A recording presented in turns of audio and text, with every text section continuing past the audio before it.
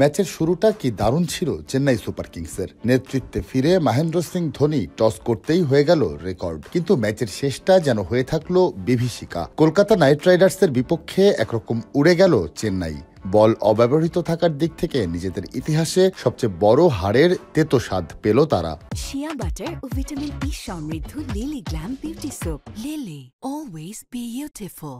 জয় দিয়ে আসর শুরুর পর এটি চেন্নাইয়ের পঞ্চম হার। আইপিএলে নিজেদের ইতিহাসে দলটি এই প্রথম টানা এত ম্যাচে হারল। একই সঙ্গে প্রথমবারের মতো ঘরের মাঠে হারল টানা 3 ম্যাচ। কলকাতার বিপক্ষে বিধ্বস্ত হওয়ার পর দলের ক্রিকেটারদের প্রতি কড়া বার্তা দিয়েছেন ধোনি। ম্যাচ শেষে সংবাদ সম্মেলনে তিনি বলেন, পরিবেশের কথা মাথায় রাখা সবার আগে দরকার।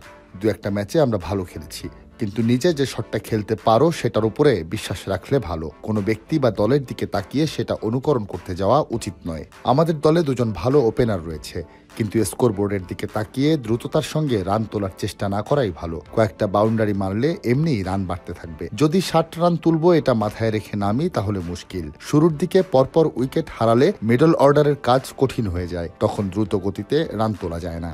দলের দুরবস্থা যে সহজে পাল্টাবে না এটা স্বীকার করে নিয়ে ধোনি বলেন, বেশ কয়েকটা ম্যাচ আমাদের পক্ষে গেল না। অনেক গভীরে গিয়ে বিষয়টা নিয়ে ভাবতে হবে। এই পিচে কাজটা কঠিন ছিল, কিন্তু সেটা সামলাতে পারা উচিত ছিল আমাদের।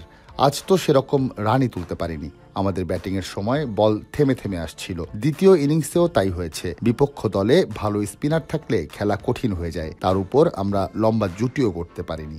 এর আগে শুক্রবার এ চিদাম্বরম স্টেডিয়ামে কলকাতা নাইট রাইডার্সের কাছে 8 উইকেটে হেরেছে চেন্নাই। শুরুতে ব্যাট করতে নেমে নির্ধারিত 20 ওভার শেষে কেবল 103 রান করে চেন্নাই। জবাব দিতে নেমে 10 ওভার 1 বলে 2 উইকেট হারিয়ে জয় নিশ্চিত করে কলকাতা।